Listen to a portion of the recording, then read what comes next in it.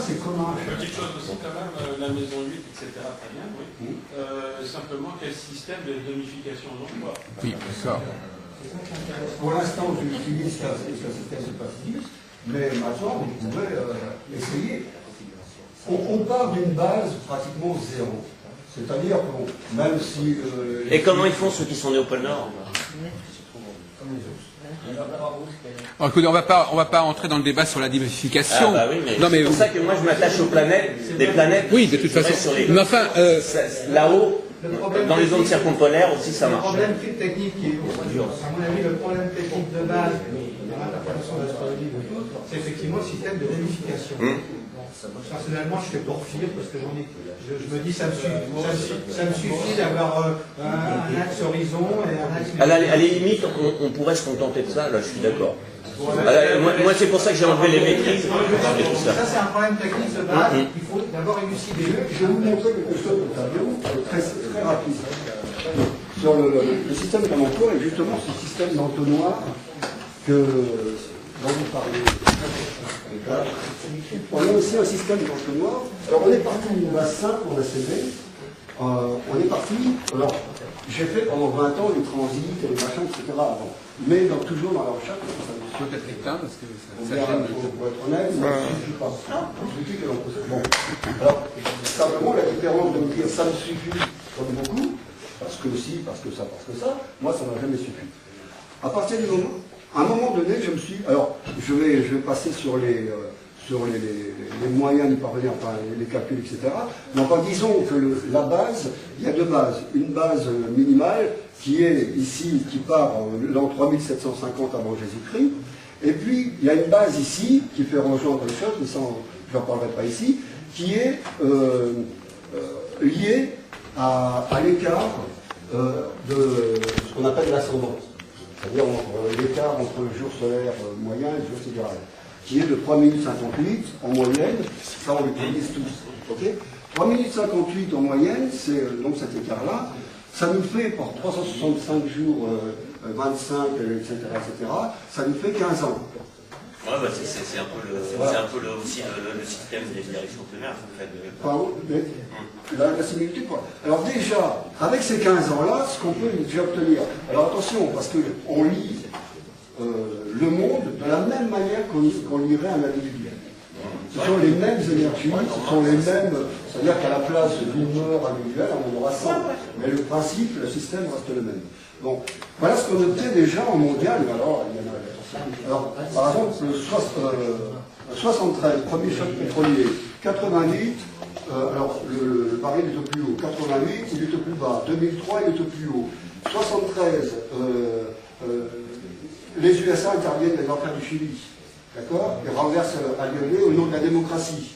88, 15 ans après, George Bush accuse une société allemande de Libye sous couvert d'être une fabrique de médicaments produisant des armes chimiques.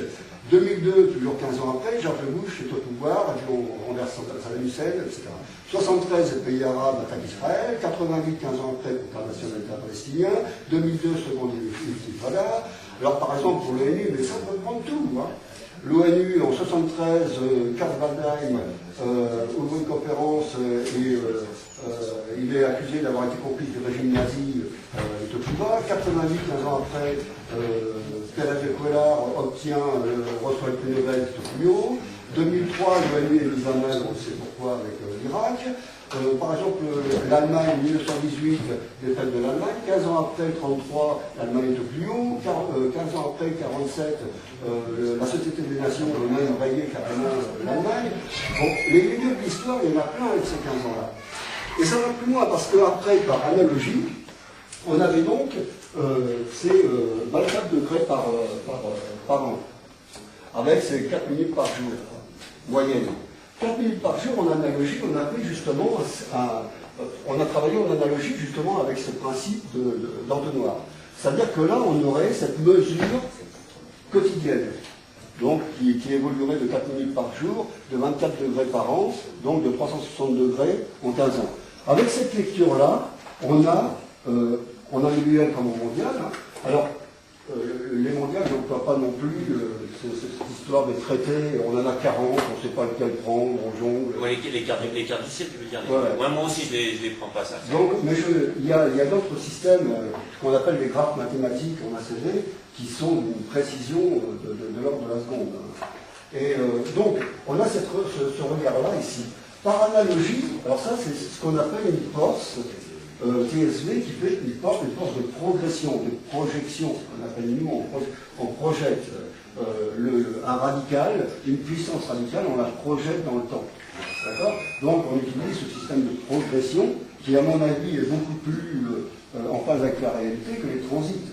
C'est un peu comme l'ADN, à partir du moment où on a un programme génétique, on ne va pas toutes les 4 minutes chercher à l'extérieur de quoi le modifier. On fait avec, on se transforme par rapport à... On rentre dans le temps avec cette puissance radicale. C'est exactement pareil pour un tel natal. On a une puissance radicale qu'il suffit ensuite de mettre dans le temps, de transformer dans le temps. Donc les directions m'apparaissent beaucoup plus en phase avec la réalité que les transits où on va... Ah mais moi j'ai jamais trop prévu avec... Enfin, je ne sais pas les transits. Par analogie, donc, on a ici une porte qu'on appelle TSC Brel. Alors là, c'est 4 minutes par an. Donc, 1 degré pour 15 ans, là aussi. Ben, c'est la technique de direction primaire, ça me revient. C'est un peu le même symbole. Voilà. Ici, on a, etc. On arrive ici à une force qui est beaucoup plus mondiale, macro, qui est de 225 ans. Mais toujours lié, bien sûr, par analogie. 225 ans, là aussi, on obtient des résultats assez incroyables. J'en ai parlé hier, par exemple, pour un cycle. Alors, on appelle ça ici des cycles mondiaux. Excusez-moi, monsieur Etienne, vous croyez que le terme par analogie, ça intéresse, ça fait pas un peu peur aux sceptiques, le mot analogie? J'essaie d'aller le plus vite. Non, mais c'est pas ça, je dis pas au plus vite. Je veux dire que cette expression, ce vocabulaire par analogie, j'ai l'impression que c'est pas le genre d'expression qui est le plus susceptible de, si on me dit voilà, un truc pour tant d'années derrière. Non, mais je veux dire que c'est, vous dites que vous dialoguez avec les sceptiques, j'ai l'impression que ces sceptiques, comme vous dites vous-même, ce qui les intéresse c'est le résultat, et même si vous mettriez n'importe quoi, du moment que le résultat est bon, ça va. Non. Bon, 225 ans, là on a fait les résultats, c'est incroyable. Et je donnais quelques anecdotes sur ces 225 ans. Par exemple, Charles X en France. Il y a eu un deuxième Charles X, 225 ans après. Et j'ai appris il y a encore peu, mais alors, il y en a plein sur les pharmaciens, etc. J'ai appris il y a peu de temps en lisant un bouquin sur la PRL qu'il y a eu déjà un Sirven, qui faisait partie de la famille de Sirven, qui a été condamné pour une histoire de religion, de se convertir, etc. 225 ans exactement avant l'affaire Sirven, la cruelle. C'est assez frappant. Donc c'est des signes fixes, quoi qu'il arrive, c'est des cycles. Alors, ça sert. Alors, chaque fois, bien sûr, il faut une date bien précise. On a réussi à la calculer en 3750 avant Jésus-Christ, et exactement le jour. Pourquoi? Parce qu'il nous faut un soleil absolument à 0,00 bélier pour chaque graphe mathématique. Excusez-moi de vous interrompre, mais je ne suis pas d'accord avec cette histoire de Charles X. Charles X me dit 225 ans. Vous pouvez me donner les dates? Parce que, non, mais je veux dire, parce que vous parlez de ça. Je suis désolé, moi je suis historien, je sais très bien quels sont les deux Charles X. Il y en a un qui a vécu de 1800. Ça, c'est une seconde.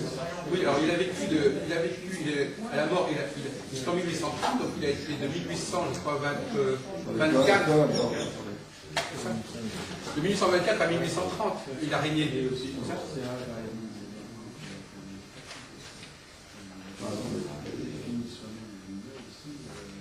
Excusez-moi l'interruption, mais pour une fois, je veux savoir de quoi on parle.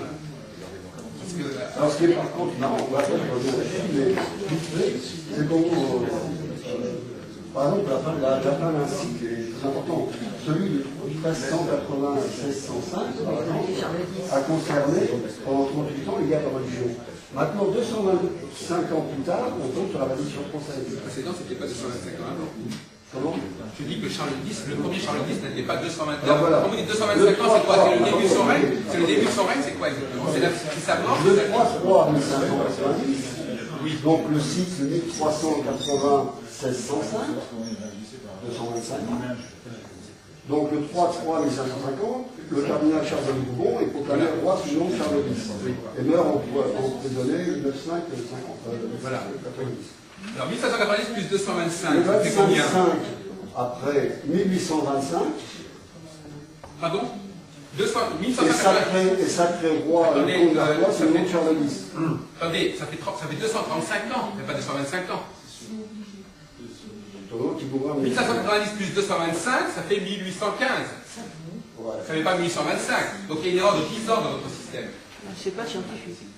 1590 plus 225, 1590 plus 225, ça fait 1815. Oui, non, là on est. Bon, or Charles X a régné à partir de 1827. En 1815, c'est Louis XVIII qui a régné en 1815. Voilà, c'est Louis XVIII qui a régné en 1815, à la fin de Napoléon en 1815, et son fils et son frère ne lui assistent par l'influence. Là, on n'est pas à l'exactitude. Là, on n'est pas à l'exactitude. On peut accepter une ordre vu les défaites. Là, on est sur 225 ans. Ouais. Ah ben non, mais je suis pas d'accord du tout. Pas du tout. Parce que depuis que je vous connais, si je puis dire, et en tout cas depuis que je suis arrivé, vous nous bassinez avec l'histoire de la précision absolument mathématique. Bien sûr, mais bien sûr. Mais non, Là, on est sur les 225 ans. Maintenant, pour tout ce qui est de la lecture quotidienne, ça fait 5 ans qu'on fait quotidien. La libération de Menace au jour exact, la mort de Arafat au jour exact, mais tout ça, c'est public et daté sur les forums. Il faut aller voir, De toute façon, monsieur Eke, le fait que deux rois se soient appelés Charles X, ça n'en a absolument rien à faire, de toute manière. Ça n'est pas un argument historique pour les sceptiques. Je veux dire, ça n'a rien à faire. C'est pas pertinent, de toute façon. Et en plus, c'est faux.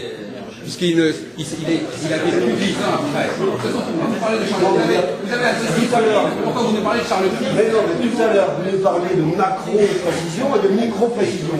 Là, je suis sur des cycles de 225 ans. Et même chipoté sur 4 ans. Alors, ici, Sur 6 ans. par contre, je dis bien, c'est un entonnoir. Voilà, c'est un entonnoir. On va utiliser notre force maintenant pour préciser les choses. Alors si maintenant vous me chipotez sur quelques années ici, sur 225 ans, pour quelque chose de si flagrant que ça. J'ai pas dit qu'il fallait faire des prévisions à 10 ans près.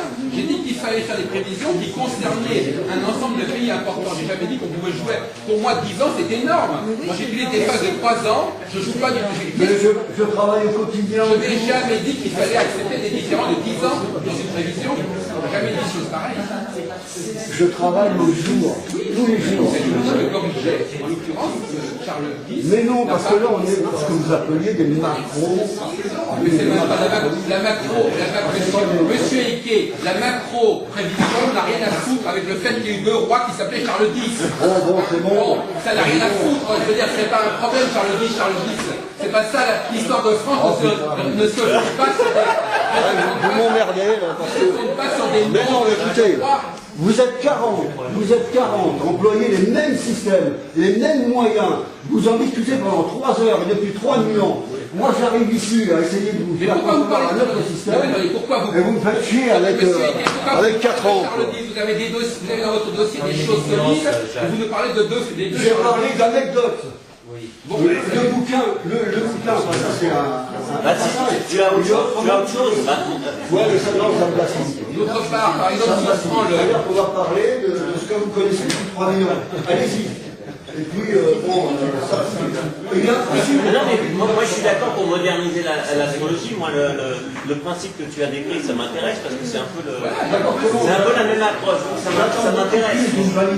J'attends beaucoup plus d'une validation du système parce qu'il est déjà en phase, en préparation.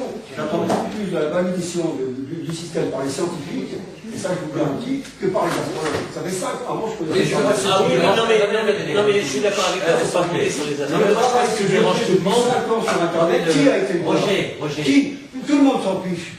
Tout le monde s'en fiche. Didier, vous avez été voir ce que j'ai dit. Non mais Roger, le système de lecture. Ouais, toi, tu as été Roger, le système de lecture que tu mais fais. des prévisionnels, au jour exact, j'en ai, allez, on va dire, allez, 50 que vous pouvez aller voir. Au jour exact des prévisionnels. et des vrais thèmes généraux avec localisation. Non, je sais ce qui dérange l'Assemblée, Roger. Il ne faut pas dire n'importe quoi non plus. Non. Alors, bien sûr, on va aller 225 ans. Non, mais là, vous l'avez contrarié, Jacques. Non, mais je vais juste faire une parenthèse. Non, mais C'est c'est de une sorte de contrarier charge. l'ensemble des personnes qui sont ici. En fait, ce qui dérange l'Assemblée, c'est le système de lecture figé à l'avance. C'est comme si tout le monde va se dire effectivement l'ensemble des lois Pourtant, monsieur Amici, que M. Roger essaie d'appliquer. Moi, je pense qu'il y a du cas par cas. J'étais en train d'en parler avec mon voisin que je découvre aujourd'hui. On peut arriver à des précisions déroutantes. Moi, j'ai dit qu'il y a encore énormément de travail pour établir des lois générales qui vont regrouper, ne serait-ce sur le concept de la mort. Moi, j'y ai travaillé aussi. J'étais en train de montrer les exemples qu'on peut réussir. On peut arriver à une certaine excellence de la prévision, à une certaine précision. Vous étiez présent, Jacques, à ces cours où j'ai travaillé sur le thème de François Mitterrand dans les années 90, 91, 12, 13, où nous avons fait une projection comme ça, une possibilité. Et il n'était pas question encore de la maladie de François Mitterrand à cette époque. Nous avons fait un travail avec nos élèves, nous avons étalé ça sur 2-3 cours, et on a essayé de voir la possibilité du destin de François Mitterrand. Bon, c'est un thème réduit en 3 pages, donc il n'est pas intéressant aujourd'hui de parler sur les différentes étapes de la carrière de François Mitterrand, mais je reviens sur le point qui nous intéresse tous, c'est-à-dire la mort. Je reviens sur le point précédent. Peut-on prévoir ou prédire la mort? Bon. Donc on a essayé de profiler à l'horizon la possibilité d'une circonstance de la mort de François Mitterrand. Donc ça a été un exercice, puisque ça a été une demande des élèves. Vous étiez présent, Jacques, je ne sais pas si vous avez la mémoire de ça. C'est enregistré, vous êtes présent. On vous entend dans les cassettes. appuyez-moi à parler. Il y avait Charles ça. Alors, nous avons spécifié à cette époque, pour résumer, puisqu'après je vous parlerai du thème de Diana, puisque c'était aussi du sang vivant. C'est un ouvrage qui n'est jamais sorti, mais qui a été déposé à la Société des gens de lettres en début 93. Et cela dit la chose suivante, sur le thème de François Mitterrand. Et c'est là où je vais faire l'apologie de Roger, et je vais essayer de considérer un petit peu le jugement de tout le monde. La rencontre du maître de 8, c'est-à-dire Mars en Sagittaire, dans le thème natal, avec Pluton en transit en Sagittaire, le jargon que nous connaissons tous, à partir du 20 janvier 1996, cette conjoncture sera radicale. C'est clair, c'est précis, c'est net. La date du décès de François Mitterrand remonte au 12 janvier 1996. J'étais en train d'expliquer à mon voisin qu'effectivement, la possibilité que François Mitterrand se soit laissé mourir le 12 janvier, c'est une possibilité presque certaine, puisque c'est ce que nous avons entendu dans son entourage. Est-ce qu'aux yeux de l'astrologie, la possibilité de son thème devait aller sur la prévision que nous avons faite de sa mort, c'est-à-dire pour le 20 janvier 1996, c'est-à-dire avec cette différence de 8 jours. On est d'accord jusqu'à présent? Second exemple, nous avons travaillé sur le thème de... J'ai dit, vous choisissez les thèmes que vous voulez aux élèves, c'était de leur, celui de leur mère, de leur cousine, de leur voisin, tout ce qu'ils veulent. Et puis nous en sommes arrivés à des personnalités. Donc nous avons traité le thème de Lady Diana. Et nous avons trouvé des circonstances d'une mort troublante possible. C'était écrit noir sur blanc. Et nous avons travaillé à cette époque-là sur les âges planétaires. Parce qu'une personne peut mourir tôt ou tard, 70 ans, 80 ans, 50, 36 ans. Et donc effectivement, sur les âges planétaires, il y a une possibilité de déchiffrer une virtualité de la mort. Est-elle certaine? Est-ce que toutes les personnes qui sont nées le 1er juillet 1961 à la même heure que Lady Di vont mourir le 29 ou le 30 août 1997? Non. Et je pense que c'est plus ou moins ce qui dérange l'Assemblée par rapport aux travaux. Est-ce que les gens qui ont le même thème meurent au même moment? Il suffit de voir les jumeaux, ils ont des problèmes de santé à différents moments. Alors, les services secrets ont des astrologues aussi. Oui, d'accord, mais je parle sur un exemple donné, on prend le thème, là, en l'occurrence c'était le thème de Diana. Eh bien effectivement, nous avons, pour résumer en une phrase, nous avons trouvé une possibilité de mort violente provoquée par on appelle ça des ennemis secrets, entre guillemets. Donc, quand nous travaillons sur ce thème, je veux dire, ce n'est pas toutes les princesses qui vont mourir par des services secrets ou par quelque chose de secret ou par une mort un peu surnaturelle, on va dire. Ce n'est pas toutes les princesses. Je veux dire, au Danemark, en Espagne, pour l'instant, il n'y a pas d'autres exemples. Donc, l'exemple, pardon? Le secret, c'est peut-être tout le cirque qui a été fait après, justement. Absolument, c'est la connotation que nous avons trouvée dans son thème. C'est la triple conjonction de Mars, Uranus, Pluton. Donc il y a effectivement une virtualité. Et donc pour retrouver l'âge potentiel de cette mort, nous avons décortiqué son thème. Et nous nous sommes rendus compte que cela allait se produire à partir de l'âge de 33 ans. Et à partir du moment où on travaillait sur les transits, les révolutions solaires, on pouvait s'approcher plus ou moins de cette date-là. Mais je me suis longtemps intéressé à cette question. En aucun cas, je dirais qu'il y a un mécanisme systématique de la mort, puisque notre voisin tout à l'heure disait qu'il y a aussi la possibilité peut-être du ressenti. Oui. Les personnes vont ressentir leur mort comme une libération. Donc le cas de François Mitterrand, il a décidé à ce moment-là de mourir le 8 janvier. Les proches ont dit qu'il n'a plus pris ses médicaments et il s'est laissé mourir. Bon. Nous, on a trouvé la potentialité pour lui d'une mort radicale, entre guillemets, parce que s'il fallait appliquer à la lettre le thème plutonien de François Mitterrand, la conjonction de Pluton sur Mars, j'ai étudié cette statistique. Il y a de très nombreuses personnalités, si nous prenons le cas de certaines personnalités, effectivement, c'est une statistique, nous avons des personnalités, il y a une palette énorme de personnes qui sont mortes de façon violente, dans des circonstances troubles ou assez complexes, de la rencontre de Pluton et Mars. Voilà. Donc, quand on a travaillé sur le thème des Mitterrand, on a vu qu'effectivement, le 20 janvier, il y avait une précision concernant cette question, c'est-à-dire la question de la mort. Comme la question de fait, quand il y a 5, par exemple le World Trade Center, est-ce que les 3000 personnes qui sont mortes avaient dans la mort de leur thème, par exemple? C'est la question Moi, je ne pense pas que chaque personne, mais la réunion de tous les thèmes peut faire quelque chose. C'est la masse. C'est comme dans un avion. Dans chaque Personne personne, en avion. je suis sûr que si je je regardais les directions de chaque personne, je ne trouverais pas dans chaque personne. faire tous les soldats, etc. On ne va pas prendre le thème de chacun. Mais dans un Le avion, de la mort est un casse un accident d'avion. Oui, c'est... Un accident d'avion, c'est très intéressant. Oui. Mais voilà, vous ne pouvez pas prévoir la mort quand c'est une mort collective comme cela, aussi massive. Absolument. Mais je pense qu'il ne faut pas jeter comme ça la pierre à Roger, parce que non, mais ces travaux sont très intéressants. Son recherche, il a fait. Non, mais j'essaie de concilier un peu le jugement de tout le monde. Parce que beaucoup plus avec les hommes qu'avec les astronomes. Chacun est dans son truc. Vous utilisez des moyens qui datent depuis 3000 ans. On est encore à la risée du monde. Alors bon, c'est bon. non, mais c'est le côté. Les directions primaires, c'est pas d'hier. Je veux dire, effectivement, le système analogique des directions primaires, je crois que C'est le premier, mais beaucoup de sceptiques, à mon avis. je n'utilise pas la domification de la physique, par exemple. De même que les domiciles des planètes. Vous n'utilisez pas les domiciles des planètes, monsieur Ike?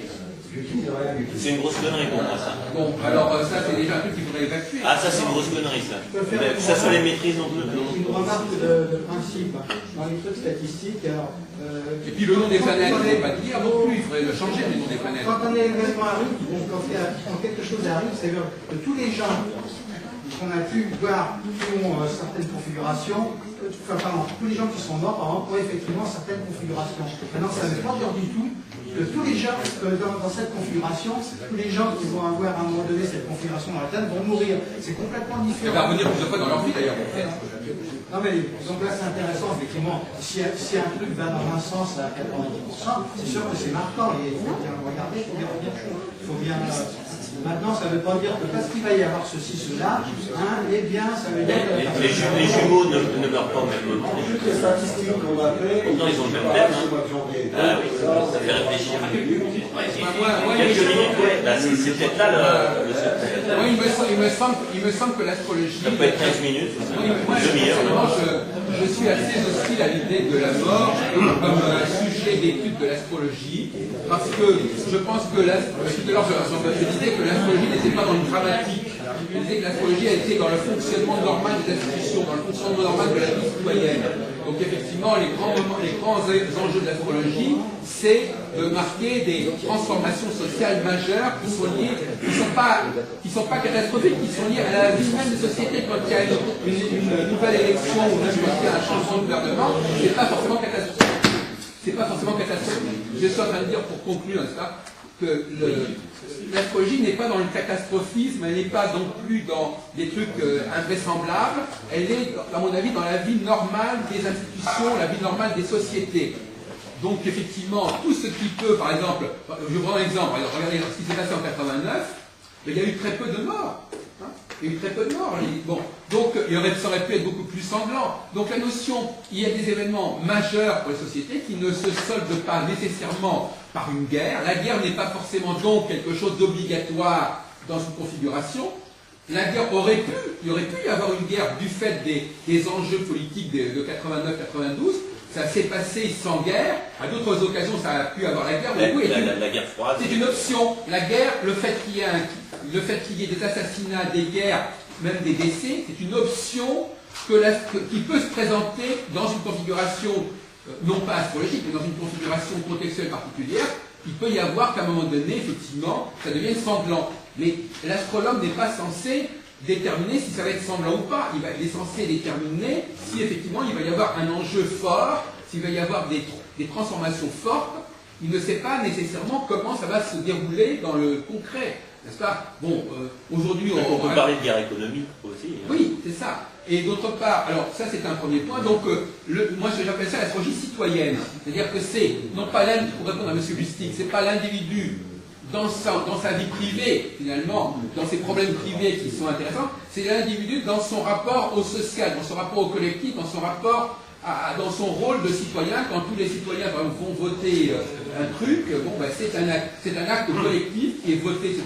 Bon, la mort, par définition, sauf dans les cas de massacre, c'est un acte individuel.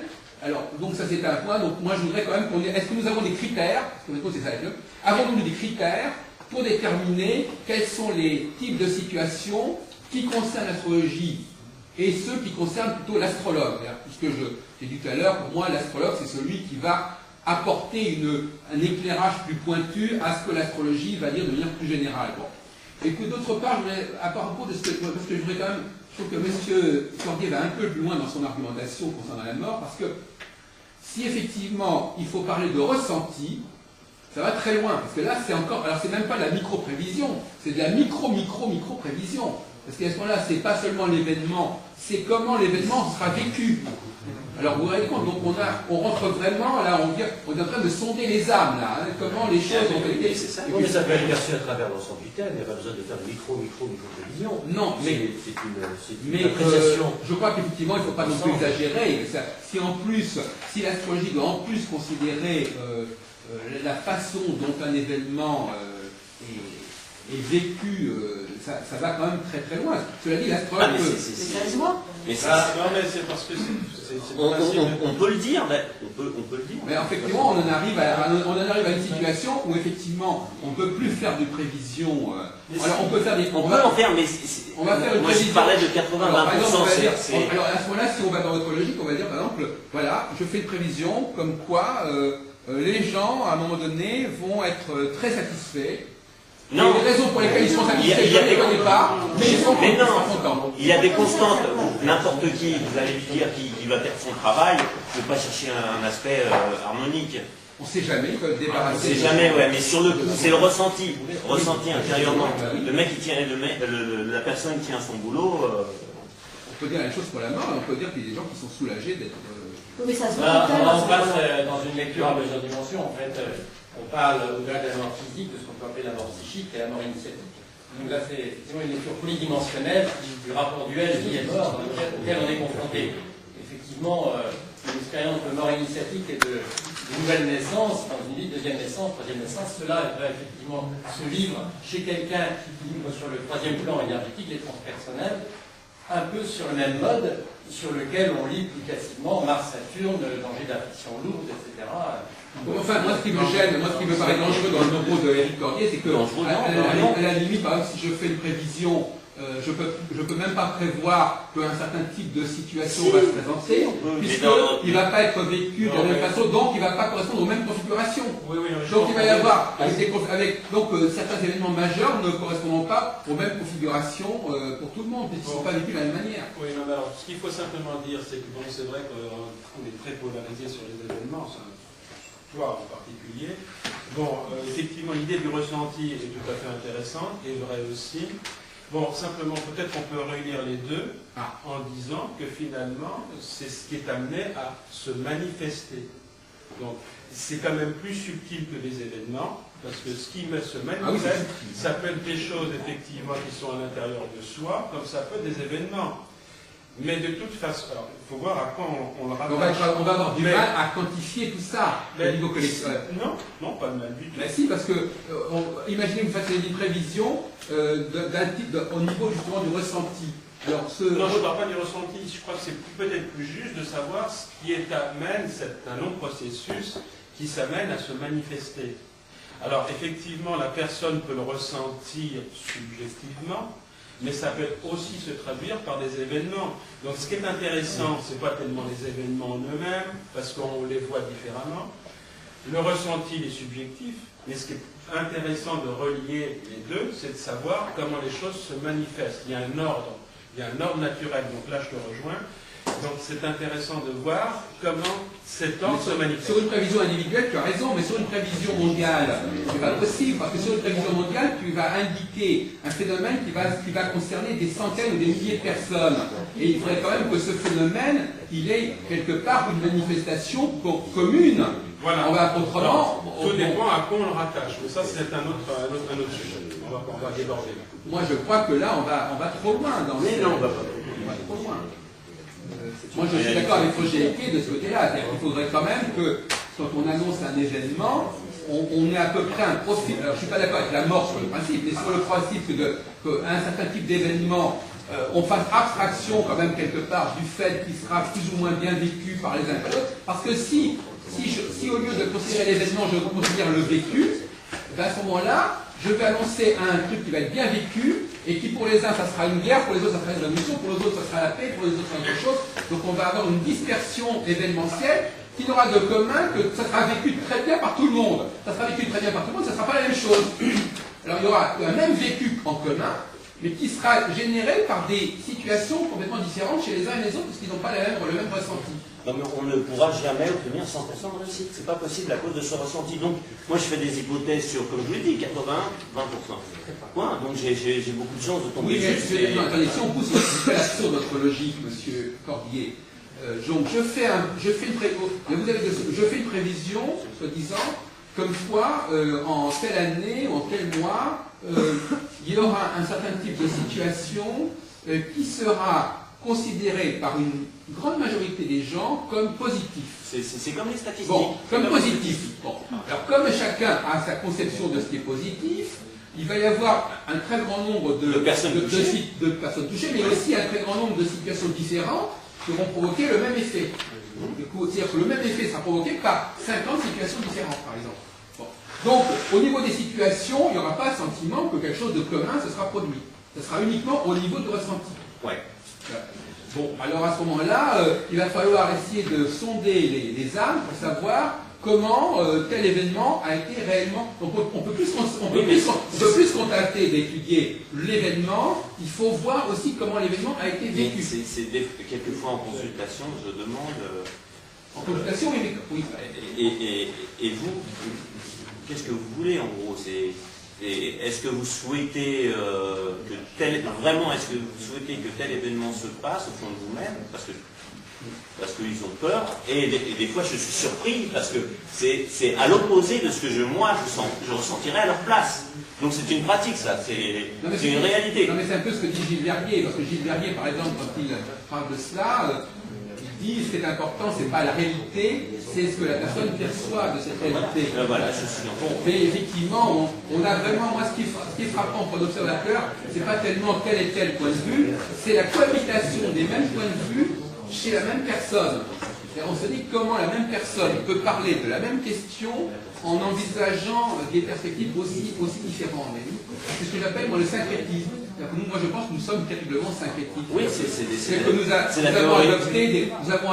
avons des outils qui disent des choses. Nous avons des outils qui parlent de philosophie, qui relèvent de philosophies différentes et contradictoires. Et chaque astrologue, quand on fait le tour de son discours, il y a des propos contradictoires. C'est-à-dire que c'est. On va suspendre la séance. On se retrouve à 15h ici. Et je vous invite à nous suivre au restaurant chinois, là, qui est excellent. Et qui est. Vous aurez il fait chaud à volonté. Ça ne sera pas froid, ça sera chaud et froid. Et autrement, voilà, mais j'ai dit que mon système n'est. Enfin, vous débarquez. On a un système comme ça n'est pas du tout censé s'appliquer à un pays en particulier. C'est absolument hors de question. Hors de question. Dans 14 ans, Jacques, il y a un nouveau HPI. Jacques présente ce qu'on peut appeler le macro-contexte, c'est-à-dire la planète, quoi, carrément. Non, mais Au départ. il n'a jamais été question de dire que dans le système, on pouvait savoir si ça avait lieu en Algérie ou en Europe. Là, vous êtes complètement déconnectés. Non, pas Et d'autre part, il est clair que ce qui nous intéresse, c'est de montrer la multiplicité des situations politiques dans des pays extrêmement différents, dans des contextes extrêmement différents, avec le même schéma. C'est intéressant. Oui, Maintenant, pour revenir à la notion d'astrologialité, il est clair que moi je donne ce travail, cet astrologie, à un astrologue, et lui, eh bien lui, il essaie de l'utiliser et de l'appliquer. Et lui, il peut s'amuser à l'appliquer à la société. Ce matin, on parlait, monsieur, vous n'étiez pas là, on disait, je crois que c'était monsieur Cordier qui nous en parlait, il disait que nous pouvions constater, et ce qui nous intéressait, c'est de pouvoir constater que le même phénomène macro-prévisionnel se reproduit dans des pays différents pendant le même laps de temps. C'est-à-dire que par exemple, si moi je dis par exemple que pendant la période disjonctionnelle, il va y avoir dans différents pays une sorte d'épidémie, si on peut dire, d'un certain type de problème, eh bien moi je pense que j'aurais prouvé beaucoup plus l'astrologie que si je me braque sur un seul pays. Parce que l'astrologie, quand on est dans un seul pays, il y a trop de paramètres extérieurs à l'astrologie qui interviennent. Mais à partir du moment où on dit que, par exemple actuellement, comme c'est le cas, que le leadership politique, puisque nous sommes dans une phase conjonctionnelle actuellement, n'est-ce pas, nous nous rapprochons de la conjonction Saturne avec Régulus. Donc nous sommes sortis d'une phase disjonctionnelle à peu près depuis 1 an. C'est pas très ancien. Donc, tout d'un coup, effectivement, dans des pays comme l'Angleterre, comme la Thaïlande, comme Cuba, comme Israël, comme le Parti socialiste, etc., il y a une course pour le pouvoir, il y a des remises en question, il y a des prises de pouvoir, il y a des gens qui sont détrônés, qui sont remis à leur place, et ça me paraît extrêmement sain. Et surtout, c'est ça qui me paraît important. Il ne s'agit pas d'un schéma qui parle des catastrophes sur lesquelles l'humanité tombe. Pas du tout. Il s'agit d'un mode de fonctionnement normal de la société. La société a besoin de ce processus, de cette cyclicité pour fonctionner, pour se renouveler, pour rechoisir ses meilleurs leaders, etc. Donc il ne s'agit pas de prévoir des choses épouvantables, ou des crises, ou des guerres. Ce sont des choses qui peuvent arriver. L'astrologue peut dire, par exemple, que dans tel pays, eh bien, la phase conjonctionnelle ne pourra pas se passer sans guerre. Vu la situation politique, vu le comportement des gens, toute question de remise en cause du pouvoir fera forcément appel à l'armée, par exemple. On sait que des pays comme la Turquie ou comme la Thaïlande sont des pays qui sont contrôlés par l'armée, et que l'armée sera obligée d'intervenir pour qu'il y ait un changement politique, par exemple. Dans d'autres pays, ça se passera autrement. Donc effectivement, la sociopolitique propre à chaque pays permettra de savoir comment ça se passe. Mais c'est exactement comme les économistes. Admettons par exemple qu'on dit le pétrole a augmenté de 20 $. Comment chaque économie va vivre cette augmentation de 20 $? Ça dépendra de sa solidité. Voyez-vous? Donc le fait de l'augmentation du pétrole est un fait universel. Maintenant, tu commences à avoir des retentissements dans l'économie de chaque pays. Comment ça sera résolu par chaque pays? Il n'y aura pas une seule solution. Chaque pays trouvera sa propre solution. Il répercutera le prix du baril ailleurs, il se débrouillera. Et puis ça pourra, pour des pays qui sont fragiles économiquement, ça sera catastrophique. Pour des pays qui sont beaucoup plus puissants, ça sera quelque chose qui sera intégré dans l'économie générale. Donc voyez-vous, on est comme moi je propose qu'on soit comme des économistes, c'est-à-dire qu'on fait apparaître une secousse sismique sur le plan d'une épidémie, et on voit, au niveau de l'astrologial, on voit comment c'est vécu. Monsieur Lagrange. Ne pensez-vous pas qu'en tant qu'astrologue, vous vous privez d'une richesse que nous avons, qui sont les signes? Ce que vous dites est très intéressant, mais ne pas tenir compte des signes, moi je trouve que c'est dommage. Mais vous mettez le doigt sur le problème, c'est ce qu'a dit tout à l'heure M. Billon. Nous sommes dans la macro-astrologie, et effectivement, en voulant trop bien faire, là c'est toujours le problème, vous savez très bien, le mieux est l'ennemi du bien. en voulant trop bien faire, en voulant rajouter quelque chose, on affaiblit le modèle. Je ne vois pas très bien, personnellement, je vais dire très franchement, je vois pas l'intérêt. J'aimerais bien que vous m'expliquiez, parce qu'après tout, il peut y avoir des gens qui utilisent mon modèle et qui veulent, après tout, je ne peux pas vous interdire, vous, monsieur Ralbranche, d'utiliser les schizodiacons. Si ça vous amuse de distinguer, lorsque Saturne passe en dimensionnel, en Cancer, ou en Bélier, ou en Capricorne, ou en Balance, et que vous en tiriez des enseignements supplémentaires par rapport à mon modèle, moi, je veux bien, personnellement. Je ne suis pas sûr que ce soit très heureux ni très utile, mais je ne peux pas vous en empêcher. Mais à ce moment-là, je dirais, ce n'est pas le modèle lui-même qui comporte cela, c'est un élément que vous, en tant qu'astrologue, vous avez décidé d'utiliser, et alors là, vous me direz, oui, mais c'est de l'astrologie. Alors on retourne dans un autre problème de discussion. C'est-à-dire que c'est de l'astrologie, mais pour moi, c'est plus de l'astrologie. C'est ce qu'on appellerait une sorte de para-astrologie qui s'est constituée par le travail des astrologues. Alors tout à l'heure, quelqu'un me demandait quel était le travail des astrologues. Les astrologues ont élaboré toute une tradition de lecture du ciel qui a fait un corpus qui n'est plus à proprement parler de l'astrologie, qui est un corpus constitué d'une certaine sagesse où on a voulu préciser les notions, et on a donc tenu compte du zodiaque, on a tenu compte des maisons, etc. Tout ça, c'est un corpus qui a contribué à préciser l'astrologie, voyez-vous. Alors, on ne peut pas dire que c'est l'astrologie à proprement parler, c'est un corpus astrologal, si vous voulez, astrologial. On parlait tout à l'heure, c'est un corpus astrologial, tout ce qui concerne le zodiaque, les maisons, c'est un corpus de l'astrologialité. C'est un corpus qui a été élaboré pendant des siècles d'utilisation d'un certain nombre de modèles astrologiques très simples, et qui a voulu justement préciser ce modèle de départ, et voilà, qui a un statut particulier. Alors donc effectivement, c'est un corpus, c'est une tradition astrologique c'est une méta-astrologie qui s'est constituée autour de l'astrologie, qui utilise le langage de l'astrologie, et qui est là pour préciser ce corpus, ce noyau initial. Il y a un autre aspect que je vois très intéressant, qui est hors des signes du zodiaque, puisqu'on regarde les phases disjonctionnelles et conjonctionnelles. Donc sans tenir compte des signes, vous pourriez également tenir compte dans votre système des rétrogradations de Saturne. Mais je suis... Alors là, je vous réponds à toi, c'est absolument évident. Ah, moi, je n'ai pas entendu Non, parler. je n'ai pas dit, mais je veux dire que je vous rassure tout de suite, il est évident qu'on ne peut pas faire abstraction des rétrogradations de Saturne. Puisque, par définition, imaginons par exemple que Saturne rentre dans une phase disjonctionnelle et qu'il en ressorte, il revient en arrière, il va retomber dans la phase conjonctionnelle précédente et va rentrer à nouveau dans la phase disjonctionnelle. On n'en a pas parlé. Non, on n'en a pas parlé, mais j'abonde dans votre sens pour vous dire qu'effectivement, c'est tout à fait nécessaire de considérer les rétrogradations de Saturne parce qu'elles peuvent en effet créer des fausses sorties ou des fausses entrées. Par exemple, on peut. Et là, et ces rétrogradations sont d'autant plus intéressantes quand elles ont lieu à l'articulation. À l'étoile-fixe, justement, juste après. Non, ça c'est moins intéressant. Parce que finalement, conjonctionnel et disjonctionnel. Oui, c'est ça. Le fait que la planète, je vais vous dire franchement mon avis, le fait que la planète soit à 5 degrés de l'étoile fixe, ou à 3 degrés, ou sur l'étoile fixe, ou à 3 degrés plus loin, ça ne change pas grand-chose. Parce que c'est un halo d'énergie global. Ce qui est beaucoup plus grave, c'est le passage, comme vous le disiez, de changement de phase. Ça, c'est beaucoup plus grave. Ça, c'est beaucoup plus fort, beaucoup plus important. Mais le fait que la planète soit juste sur la conjonction, ou un peu avant, ou peu après, le processus a déjà commencé, il se poursuit, et finalement, moi personnellement, je suis incapable d'introduire des différences. Cela dit, il y a peut-être d'autres astrologues qui seront plus pointus que moi, et qui pourront montrer que l'influence de Saturne avant la conjonction n'est pas exactement la même que l'influence de Saturne après la conjonction. Tant mieux, s'ils y arrivent et s'ils peuvent affiner leur travail comme cela, il y a place pour tout le monde, chacun peut l'utiliser à sa façon. Mais le grand problème, et c'est pour ça que ce matin je parlais de l'événementiel.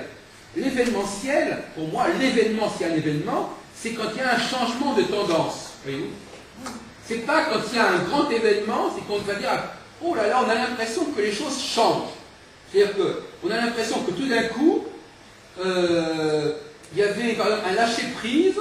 On avait l'impression que personne ne voulait s'affirmer, que personne ne voulait résister, parce que moi j'appelle beaucoup d'importance à la résistance. Il y a des personnes qui se mettaient en face. Parce que pour moi, le leadership, c'est le résultat d'une confrontation. Il faut des gens qui se confrontent et qui s'opposent au don de critères, c'est-à-dire qui demandent, il faut qu'il y ait une élection entre plusieurs candidats qui se mettent en face les uns des autres. Bon. Et ce qu'on voit actuellement en France, par exemple, depuis quelque temps, il y a à la fois cette confrontation tout à fait excitante au Parti Socialiste dans la primaire. Il y a aussi ce qui se passe à droite, etc. C'est pas du tout négatif, c'est au contraire une volonté qu'on trouve le meilleur, que la société en question soit capable d'élire son meilleur élément. Moi j'écoute énormément la radio anglaise, c'est passionnant, ils discutent à non plus finir, alors qu'il n'y a aucune élection en vue, on a décidé qu'on ne pouvait plus garder M. Blair. Les socialistes, vous connaissez le système constitutionnel anglais qui est compliqué, les socialistes, c'est le chef du parti dominant qui est le Premier ministre. Donc comme il n'y a pas d'élection, les Labour, les travaillistes ont le pouvoir, mais ils ne veulent plus leur chef. Ils veulent que ce soit le ministre des Finances qui remplace ce chef. Alors ils discutent, moi je les écoute pendant des heures, ils discutent qui est le meilleur chef, etc. Voilà, c'est le genre de discussion qui est typique de la phase conjonctionnelle. C'est une phase où effectivement, il y a tout d'un coup quelqu'un qui dit « Mais moi, je ne vous laisse pas le monopole du pouvoir, je vous défie, voilà, je vous défie, je vous dis que je suis capable aussi de faire le travail à votre place. » Donc finalement, c'est un savoir, c'est une science politique quelque part, l'astrologie. À mon avis, elle devrait être enseignée à l'Institut des études politiques, avant toute autre chose. Et éventuellement à l'étude. Et d'ailleurs, il est possible, d'une certaine manière, je plaisante un peu, qu'un jour, peut-être que dans le cadre des prix Nobel d'économie, il puisse y avoir un prix Nobel qui consacre un travail sur la cyclicité à base astrologique. C'est pas, à mon avis, ce ne serait pas complètement impossible dans les 20 prochaines années qu'il y ait un prix Nobel d'économie qui soit attribué à des recherches astrologiques, comme celle que je propose. Et par conséquent, c'est une approche qui se veut statistique, c'est le déjà de l'heure, c'est-à-dire qui considère que un événement isolé n'est pas intéressant. Il faut qu'il y ait dans le même pays une succession d'événements, un climat, une tendance qui se répète, et surtout que ça se reproduise dans d'autres pays, sous des formes différentes, mais que ça se reproduise. À ce moment-là, on va dire, seule l'astrologie est capable d'expliquer pourquoi il y a cette espèce d'émulation, d'effervescence dans la vie politique, dans la vie sociale, pour trouver le meilleur, etc. Et je vous répondrai surtout, monsieur Lagrange, que ça nous renvoie à une anthropologie. Parce que moi, je suis convaincu que le grand secret des sociétés humaines, c'est d'avoir toujours su choisir parmi eux les meilleurs éléments, les meilleurs chefs. C'est-à-dire que cette capacité à choisir celui qui sera le meilleur, même les animaux le font. Les combats de cerfs, par exemple, les combats de cerfs où on a tout d'un coup il y a des saisons comme ça, où les cerfs s'opposent et se heurtent, c'est ça. C'est-à-dire qu'en fin de compte, ce qu'on pourrait appeler la phase conjonctionnelle, c'est le combat de cerfs. C'est-à-dire qu'on a des gens comme ça qui tout d'un coup se lèvent en disant « Mais moi je te défie, je suis meilleur que toi, prouve-moi que tu es meilleur que moi, etc. » Et à ce moment-là, il y a des confrontations, et au bout d'un certain temps, finalement, c'est le plus costaud, c'est le meilleur, ou celui qui a eu le plus de voix, qui va s'imposer. Et puis à un autre moment, tout d'un coup, la société se relâche. Il y a une sorte de relâchement, et là, effectivement, c'est plus la place pour le copinage, pour les critères de pouvoir, les critères d'élection deviennent beaucoup plus douteux, et effectivement, il y a notamment comment dirais-je, pour employer une expression, de la collaboration. C'est-à-dire, il y a des gens qui vont, il y a des arrangements qui vont se faire un peu en sous-main, comme ça. Disons que c'est une période un petit peu, qui est d'ailleurs assez typique de périodes comme ça, qui sont sur le plan moral souvent assez peu intéressantes, où les gens font preuve de certaine lâcheté, c'est qu'à le dire, lâcher prise. Une lâcheté, et effectivement, je dirais de démission. C'est-à-dire qu'on démissionne, on se désintéresse. Voilà. On se désintéresse de la cause, de telle et telle cause, on laisse couler, on laisse passer en disant oui, de toute façon ça ne nous concerne pas, ou ça ne nous intéresse plus, on laisse. Et puis après, il y a une reprise en main. Alors comme disait effectivement M. Guillon, si effectivement, il y a un moment, les phases de lâcher prise, elles ne durent pas indéfiniment.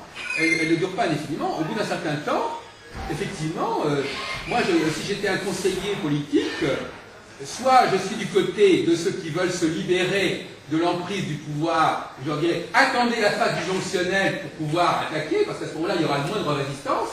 Et si je suis du côté du pouvoir qui veut garder le contrôle, je dirais, essayez de calmer le jeu pendant la phase disjonctionnelle de façon à ce que les choses ne vous échappent pas, et puis après, après vous allez reprendre les choses en main. Pour vous, c'est un outil politique bien précis.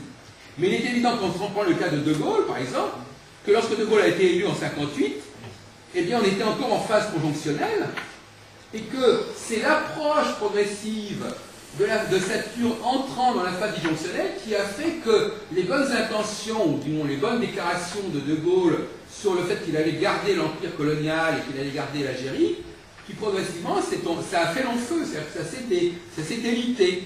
Ça s'est délité parce que lui-même n'avait plus le punch, n'avait plus la force pour pouvoir garder le contrôle de ça, et la France était fatiguée. Il y a une lassitude, si vous voulez, la phase disjonctionnelle provoque une lassitude, et même quand par exemple on pourrait voir la collaboration de la France dans les années 40, etc., enfin on peut voir des tas de choses comme ça. La drôle de guerre, la drôle de guerre par exemple, elle se situe, on voit bien que la drôle de guerre elle se situe en phase disjonctionnelle, et que lorsqu'on entre dans la phase conjonctionnelle, à ce moment-là, la guerre devient sérieuse.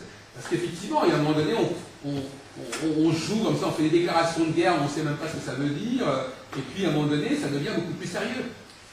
Donc, voilà le schéma, et c'est un schéma qui ne tient compte ni des aspects, enfin, si, ce sont des aspects, mais qui ne tient pas compte des, comment dirais-je, tout ce qui a, comme disait M. Lagrange, vous n'étiez pas là, M. Amici, je répète, on a parlé, disons, de ce qu'on appelait un corpus constitué par les astrologues. Les astrologues ont vue de préciser l'astrologie, que j'appelle l'astrologie, si on considère que ça c'est l'astrologie, c'est une sorte de schéma qu'on appelle une astrologie noyau, d'un noyau astrologique.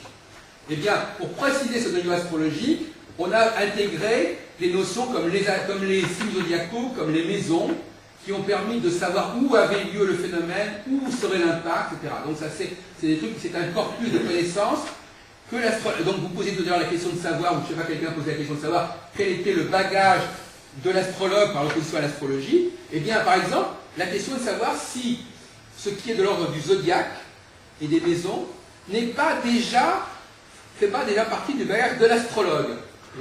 C'est-à-dire que l'astrologue, il a un bagage, disons, le bagage de l'astrologue, c'est de préciser. Donc il a tout un ensemble de méthodes pour préciser une macro-astrologie, une macro-prévision, qui a l'intérêt d'être valable sur le plan statistique, qui a l'intérêt d'être valable sur le plan, disons, formel, etc., mais qui, effectivement, est très général. Donc lui, il va préciser. Il a plusieurs outils. Il a des outils qui sont des outils astronomiques. Alors là, il faudrait presque dire, M. Lagrange, que c'est plus astronomique qu'astrologique. Donc il va récupérer des éléments astronomiques, c'est-à-dire comme par exemple le zodiaque, comme par exemple les maisons, et il va les utiliser pour permettre de préciser, parce que la planète sera, la conjonction se fera dans quel signe et pas dans quel autre, ou quelle configuration, ça va lui permettre, ou ça va se produire dans le thème, dans la maison machin de telle personne, il va comme ça pouvoir préciser l'impact du modèle de départ, voyez-vous. Il va le préciser, et ça va lui permettre de... Bon, mais deuxièmement, bien entendu, il faut, on revient sur ce que disait M. Caillard, il faut aussi qu'il apporte des éléments non astrologiques. Mais on est arrivé à la conclusion, d'ailleurs je l'avais expliqué tout à l'heure, que dans tout le corpus astrologique, il y a déjà des éléments qui ne sont pas astrologiques, qui sont des éléments qui sont une contribution, un apport du savoir de l'astrologue, dans sa vocation à préciser les choses. Et donc moi, ce que je demande déjà, c'est que l'on distingue l'astrologie proprement dite, l'astrologie structurelle au sens le plus apuré du terme, et déjà tout ce corpus constitué d'éléments, de méthodes pour préciser l'impact, qui est un corpus qui est lui-même astronomique, astronomico-astrologique. Parce que maintenant, si l'on... vous savez que le zodiaque, par exemple, vous savez, à l'origine, c'est essentiellement... je parle des 12 signes zodiacaux, hein, je ne parle pas du zodiaque stellaire, mais les 12 signes zodiacaux, c'est lié au mois de l'année, c'est lié au calendrier, donc effectivement c'est une hémérologie, ce qu'on appelle une hémérologie, et effectivement, c'est cette science du calendrier, cette science des mois qu'on trouve dans le calendrier berger, qu'on trouve dans les grandes ordres de Duc de Berry, qu'on trouve partout, comme ça, c'est une science qui n'était pas, à mon avis, astrologique, qui était une science, on pourrait dire populaire, c'est un savoir populaire, pour savoir ce qu'on faisait dans l'année, etc., qui est une science populaire. Ce sont des savoirs populaires qui ont été intégrés dans le champ de l'astrologie et qui ont permis à cette astrologie d'être plus précise, voyez-vous. Mais ce n'est pas à proprement parler de l'astrologie, c'est de la zodiacologie, si vous voulez. Hein. C'est de la zodiacologie. Et puis alors, une autre question que vous pourriez éventuellement me poser et que vous n'avez pas posée, c'est pourquoi Saturne et pourquoi pas d'autres planètes, voyez-vous. Là aussi, effectivement, il y a une autre question. C'est que, à mon avis, au départ, il n'était pas nécessaire pour mettre en place ce que j'appellerais un système, entre guillemets, électoral. Parce qu'en fin de compte, c'est toujours une question d'électoral. On élit des chefs, on les dépose, on les remet. Donc c'est un système de détermination du chef ou des chefs. Bon. Donc, effectivement, pour pouvoir avoir un tel calendrier, on a besoin de 36 planètes. Alors, on en a choisi une qui était commode, on ne les a pas choisi les autres. Maintenant, à un moment donné de l'histoire d'astrologie, on a jugé bon, toujours dans un but de précision, ça revient à ce que disait tout à l'heure ce matin M. Durand, dans un but de précision, pouvoir étudier les aspects de Jupiter, de Mars ou de je ne sais pas quelle autre planète à Saturne ou à une étoile fixe pourrait apparaître aussi comme un élément de précision, voyez-vous. Donc effectivement, les aspects des autres planètes ont été pris en considération pour pouvoir préciser, entre guillemets, l'influence de la conjonction saturnienne. Et donc finalement, utilisation des aspects d'autres planètes, utilisation du zodiaque, utilisation des maisons, tout ça constitue un corpus qui permet de préciser le schéma nucléaire, le noyau de l'astrologie, voyez-vous. Donc effectivement, ce sont des processus de précision.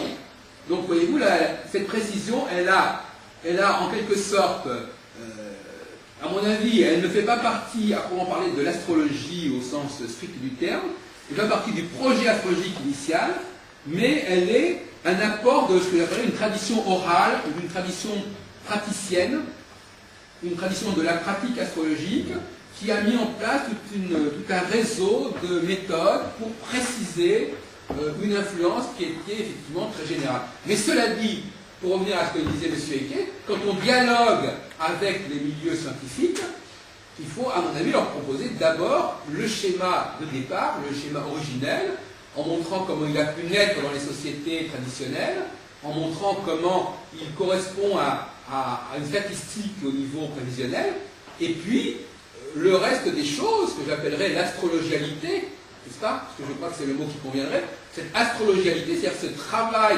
ce savoir-faire de l'astrologue, cette alastrologialité, qui est une gestion de l'astrologie, une astrologie de l'astrologie. Cette astrologialité, eh bien, elle fait partie de ce travail proprement dit de l'astrologue dans son rapport à des cas particuliers, dans son rapport à des pays particuliers, avec des personnes particulières, et effectivement, elle a tout à fait son droit d'exister. Voilà, donc je crois que je vais m'arrêter sur ce point-là. C'est un système que j'ai élaboré depuis, disons, déjà une trentaine d'années. Au départ, puisqu'il est déjà paru dans mon livre Clé pour l'astrologie, qui est paru en 1976, donc ça fait 30 ans que ce livre est paru. Mais au départ, quand j'ai élaboré pour la première fois mon système, je ne m'intéressais pas encore aux étoiles. Donc, j'étais encore avec les histoires d'équinoxes et de solstices, etc. Or, je me suis aperçu progressivement qu'on ne pouvait pas supposer que ces notions de solstice et d'équinoxe sont extrêmement abstraites. Ça n'est pas visible. On ne voit pas l'équinoxe, on ne voit pas le solstice, on peut le vivre au niveau des saisons. Et encore, vous ne voyez pas que les gens disent aujourd'hui c'est l'hiver ou aujourd'hui c'est l'été. C'est-à-dire que c'est des choses qui sont relativement abstraites. Donc, effectivement, il n'y a pas une ligne... Bon.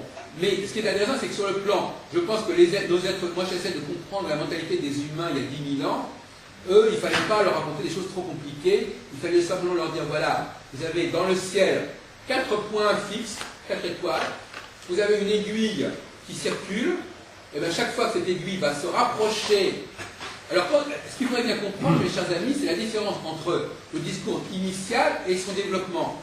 Probablement, au départ, quand on a dit les choses, on a dit, lorsque l'aiguille Saturne se met en conjonction avec l'étoile, c'est là qu'on va faire les choses. Mais quand ça a été ensuite